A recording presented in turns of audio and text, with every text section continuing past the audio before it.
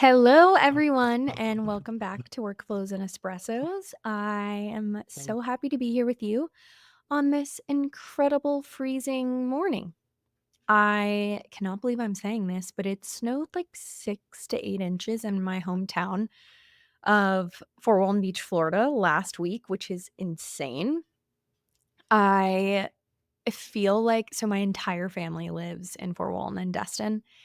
And every winter, they're always like, "I just don't know how you do it in Jackson." Like, it's insane how cold it is, which it is truly freezing. Every single morning I've woken up over the last probably 10 days, it's been below 0, which is complete misery for me. Clark loves it because he loves all of his winter activities. Listen, I like a winter activity, but, like, nothing good happens at below 0, you know? Just nobody likes it. If you say you like it, you're either weird or you're lying, and that's just how I feel on that topic. But anyways, my family's always teasing me, saying, like, "I have no idea how you do it," and then they got, like, almost 8 inches of snow last week, which was absolutely insane. It's never like, I mean, there have been times where it's frozen, like, the grass is frozen, or maybe you get, like, slightly some flurries, like, every 5 years, but never snow that is stuck. It was so magical to watch from afar, and I had a lot of FOMO. But I'm actually gearing up next week. I'm going to Disney World with my sister and my nephews, and I'm really excited because I'm going to see one of our largest in-Haven vendors, Ganesh Mills, while I'm there, and I'm going to tour their facility and meet with the team. I can't wait. But it's gonna be 80 degrees in Florida. So the next time you hear from me, I'm gonna sound just 10 times happier than I am right now. On that note, okay. So last episode we talked about how you can know when it's time to leave your job.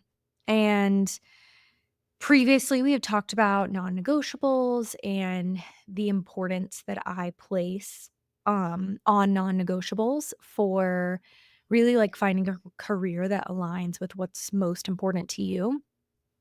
And now I want to talk about picking your dream job, picking the right job. It doesn't even have to be your dream job, but picking the next right thing for you job wise. And I want to make this industry specific for a couple of reasons. Number one, I think that'll be most pertinent to the audience. And number two, this is the only industry I've ever worked in aside from waiting tables in college and in high school. So it is where I have the most experience. And I feel like I can't really speak to other industries. I mean, some of the things we're going to talk about are broad today, but if you listened to last week's episode or you didn't and you are thinking about making a career switch, I'm going to talk to you about my tips for picking the next job for you. And I hope that this is helpful. So let's get into it. We all know like the regular questions that you ask in any job interview. Is this a remote job? Is it a hybrid job? Do I need to be in the office? Is there travel required? What are the benefits? What's PTO look like? What's the opportunity for growth? So, I want to acknowledge the importance of all of those questions and also say that we already know that those are the questions that we're going to ask. So, let's get into some of the other aspects. And I want to start with deciding whether or not you should be on the supplier side or the property manager side. And full disclaimer, I'm on my third week on the supplier side. I'm loving it so far, but I don't have a lot of experience yet to speak to it. But I will say, after about 6 years on the property manager side, I was really interested in joining the supplier side. And it was for a couple of reasons. Like, number one, I was sick of talking to homeowners. And number two, I was sick of talking to guests. And I felt like the years were very cyclical in terms of the tasks and the goals that I had really like specifically on the revenue side. As I started to expand into other parts of the business, I didn't as much feel like this. And when I was a part of like greater strategy discussions, I felt like things were more challenging in a way, like, I didn't know what was coming, whereas on the revenue side and on the marketing side, I could kind of predict, like, exactly what every single month was gonna look like, what we needed to do to book spring break, what we need to do to get summer booked, when the owners were gonna start reaching out, and so I started to just kind of think I could enjoy life on the other side and, meet a new challenge. So when I started interviewing, I interviewed with a lot of different companies when I was leaving 360 Blue. Some on the property manager side, the most of them were on the vendor supplier side. And what I all of the vendors that I was meeting with were all, like, pretty large and, some of them were, like, corporate size. Like, I had gotten pretty far into the interview process for a position at Verbo, actually, which is crazy to think about now, and it was super corporate, and I had gotten to the point where they were like, "Okay, we wanna offer you a job." And I just kind of started thinking, like, I maybe there's more flexibility on the property manager side, which I wanna say is not true. It is all dependent, in my opinion, on the size of the company, which we're gonna get into next. But it just kind of like I started to think maybe I'm not ready to switch yet. So I ended up taking the job at Outpost Group, which I was working for a small company or several small companies that were owned by one family, and there were 7 businesses, one of them being a vacation rental company, Outpost. But my job was really overseeing all 7 of the entities, specifically, like, centralized finance, HR, marketing, and, like, some ops. But I was still on the property manager side, right? Like, a lot of what we were I was doing all the budgeting. I was attending conferences on the property manager side, and I was in a different position, though, to where I didn't really have to talk a lot with homeowners and guests because of the position that I was in. And so I think it kept me on the PM side a little bit longer. And as I started to think through what was next for me and started interviewing and just kind of talking to peers in the industry, I was really intrigued by the supplier side again. What I have realized though is that if it may not be owners and guests, but it is clients, right? Like you are talking to somebody. And I think the PM side was difficult because you had your owners and you had your guests that you were trying to please, and a lot of the time they had conflicting wants and needs, and that was hard. Whereas on the supplier side, your customer is the property manager. And what I love is that I have the experience from the property manager side. What I'm a little nervous about is attending conferences on the supplier side, like, the thought of being at the booth at 7:30 in the morning and then staying there all day long, I think I've realized, like, we do have it nice on the property manager side attending conferences. But my my advice here, number 1, is that if you have worked on one side for a really long time and you're interested in taking the plunge and moving to the other side for a little bit, do it. I was really nervous moving from the property manager side to the supplier side because I was afraid for what that meant with my relationships in the industry, and I think when you are a property manager, you are neutral in so many ways, and I was nervous that that wasn't gonna be the case when I switched to the supplier side, and it has been great, and all of my supplier friends have been so supportive, which I love. So, if you're nervous about your relationships, like relationships in the industry are genuine. And I think we really do have this incredibly supportive network that is unique to our industry. So, don't hold back just because you're worried about what everybody's going to think.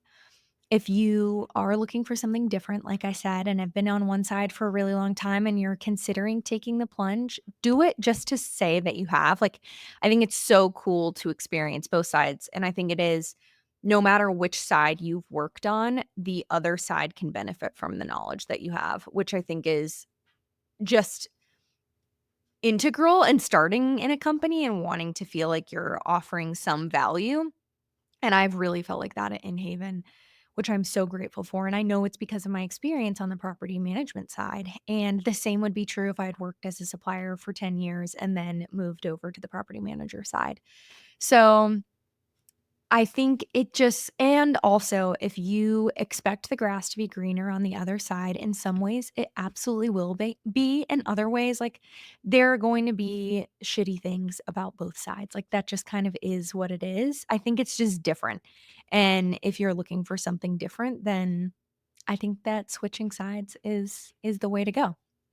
I will keep you posted though, the longer I spend on the supplier side and really am able to kind of compare in detail. Right now, it's just overall like what my day to day looks like and the knowledge that I'm able to provide, and just kind of seeing something different, which has been really exciting for me because I've been searching for a challenge for a little bit. I hope that was like it somewhat helpful at all and I wasn't rambly, but I have a feeling it was pretty rambly. Okay. So, company size is something that's come up a lot lately. And I've had two very close friends reach out to me in the last 6 months about job offers that they've had. One with a startup and the other with a larger corporate company. And I am going to work to be really neutral on this topic. I, like, full disclosure, am someone that thrives in a smaller startup environment. And I really like quick moving companies that aren't as structured and you do have a little bit more mystery in what the next like year, 2 years looks like. I also can understand the benefits that structure and stability provide, specifically when you're growing a family or you are the sole breadwinner of your family. Like, I think it all just kind of depends on what your like specific situation is. But anyway, I want to get into it and I want to tell you what I've told my friends. So, if you find yourself either with two offers in your hand, one from a startup and one from a larger company, or you're about to start the interview process or you are interviewing and you're wondering which one to go with, is what I've told my friends. On the startup side, it is chaotic. Number one, a lot of the times what you are hired for, you're doing a lot more than your specific job role. I think that if you are someone that thrives in an extremely structured environment with very clear responsibilities, a very clear role, there could be a struggle in a startup when you kind of have to wear a lot of different hats and there is a lot of chaos. Plus, I find in startup environments, there's so much pivoting, right? We're still finding out who we are and what we want to accomplish and what our mission is. And although that becomes more stable over time, in the very beginning, it is like it's super scrappy. And I think that that can feel unstable for someone who really, really, really craves a lot of structure and wants to know what to expect.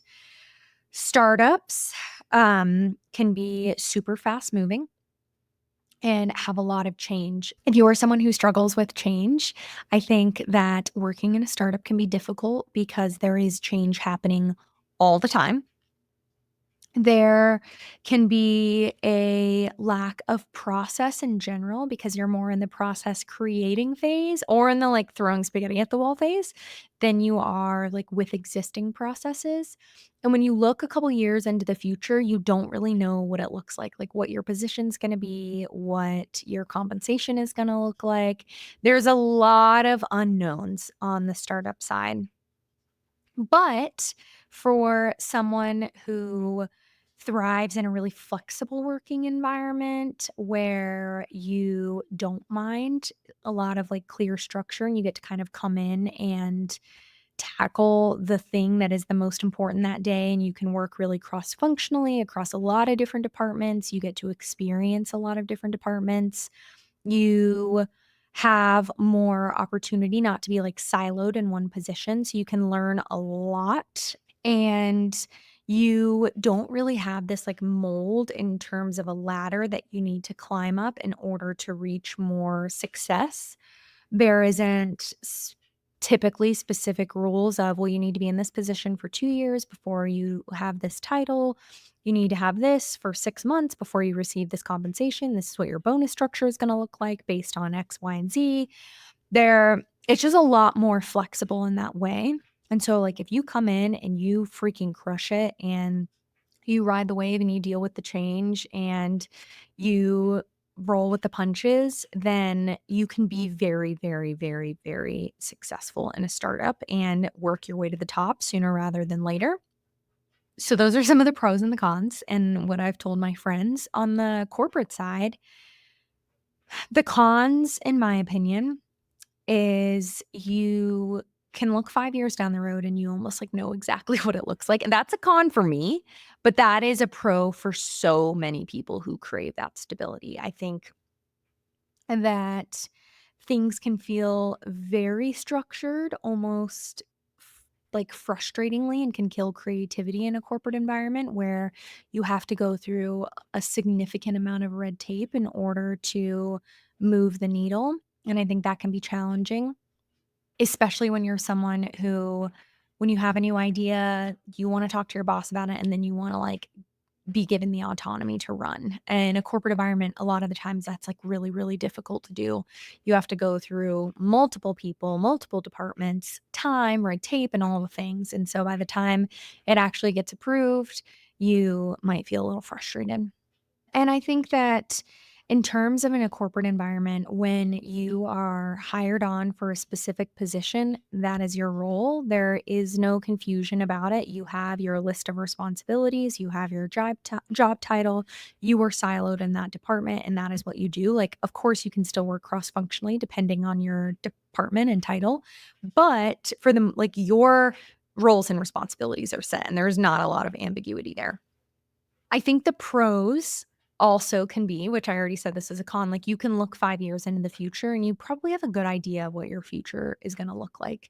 There is a lot more stability and a lot more certainty around financial questions that you might have, around who you're gonna be reporting to and what opportunities you have, and I also think that you have like a mold of what to expect every single day. And that can be really helpful if you are someone who like really, really craves structure.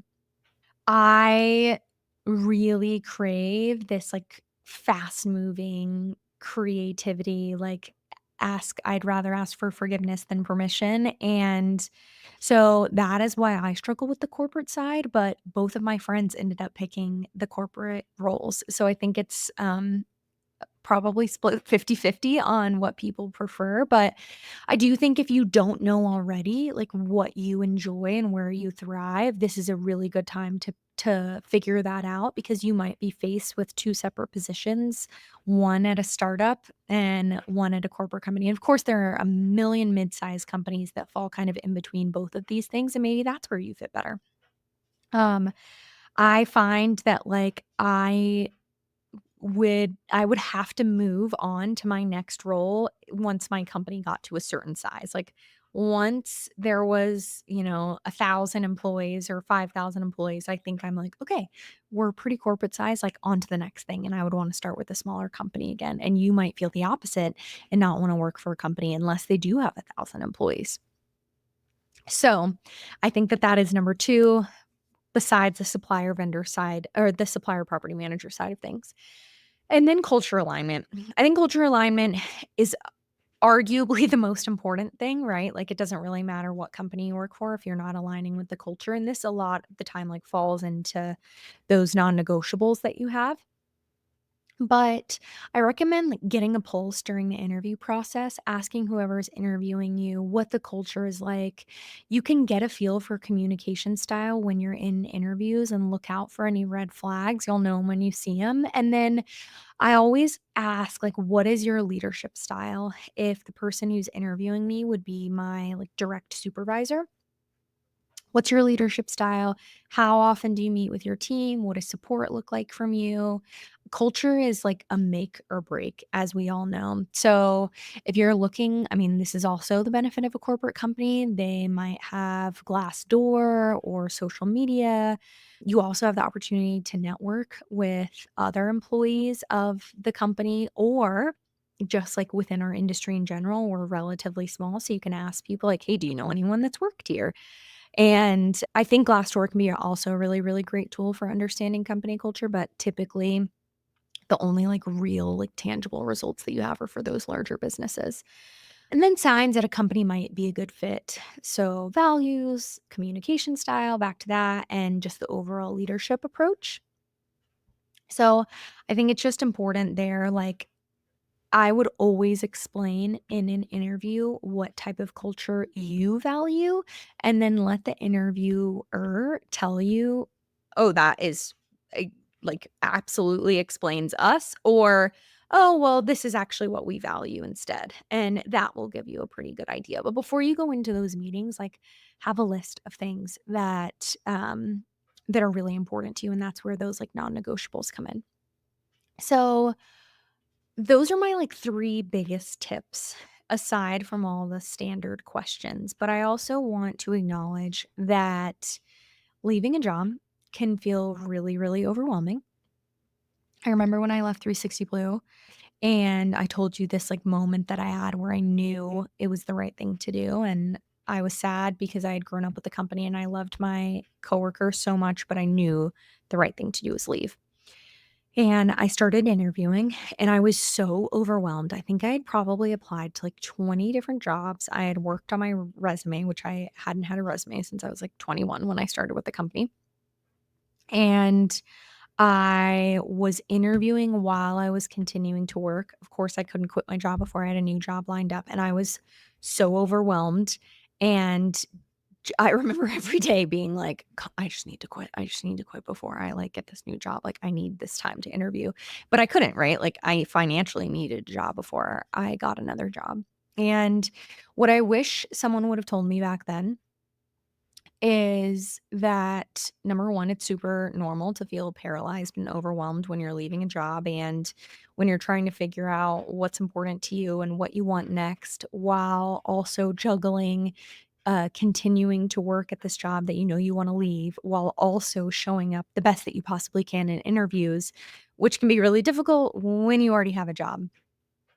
And so I think if you're someone that gets paralyzed and kind of does nothing and knows that you wanna leave your job, but you don't know, what to do next, I recommend applying for a job every week, and it only needs to be 1. If 1 a week sounds like too little, then maybe 3 a week is your goal. If 1 a week sounds like a lot, 1 every other week, like, just keep moving forward. That is the only goal, and it doesn't matter if we're crawling, and it doesn't matter if we're running, we just have to keep moving forward. Reach out to your network. If you have trusted friends in the industry that you would feel comfortable telling them that you are considering leaving your current position and you're on the lookout for something new, it is so nice to share with somebody else. I did this when I was leaving Outpost, and it doesn't like you don't have to say, "Hey, I'm miserable in my job, like I want to leave." You can literally just say like, "Hey, look, I think that I've like reached this point where I'm excited for something new. I wanna reach out to you, 1, just have someone, like, to bounce ideas off of, and 2, if you know of anyone that's hiring, let me know." And I just, like it's taking 1 cinder block out of your backpack, and I think that that can be really, really nice. Mock interviews with your friends or your partner, something that I value a lot is, like, prepping pre-interviews for questions that I know I might get, so that way I can feel a little less anxious. And if you have the opportunity to schedule interviews on like one specific day of the week, that way you know and can prepare for that in your work week. I think that's really important. And then keeping detailed notes, like pros and cons of all your interviews. And hopefully by the end of it, you get to a point where you have a couple of viable options and you can weigh those. And maybe some are on the supplier side, and maybe some are on the property management side. Maybe some are really large companies, some are smaller startups, and you're trying to wade through what you wanna do next. I think that ensuring that you have this list of non-negotiables is, of course, like, utmost importance. The things that are a need to you, not just a nice to have, and I think it's great to have a nice to have list as well, but focus more on your needs, like what is an absolute requirement for your next job. It can be anything from needs to be a hybrid position to I need to make sure that I make X amount of money to I want to report to a female boss. Like it just everybody's non-negotiables are unique to them. So if you haven't listened to that episode, I recommend going back and listening to it. And more than anything, I think that this is like such an exciting time, right? A job is not just a paycheck. It is a place where you spend most of your waking hours, and picking the right one can impact so much in your life, your career trajectory, your happiness, your growth, and the ability to find a mentor and a mentee. So, I will leave you with some reflecting questions. Number one, like what kind of structure do you thrive in? I am working with a couple of mentees right now, and this is one question that I always ask them. What kind of structure do you thrive in? What do you need versus nice to have, which we talked about, and then deal breakers that you've learned in your past roles. So write these down after we're done chatting and let me know what you come up with. Also, I just had my annual planning meeting with work or quarterly planning meeting for Workflows and Espressos, and I'm really excited about the next couple of months and what's going to be coming down the pipeline. So, if you have questions, if you want something to be featured in the next episode, head to workflowsandespressos.com and ask Meaghan, and make sure that you are subscribing wherever you get your podcasts. And I will see you next week. Bye.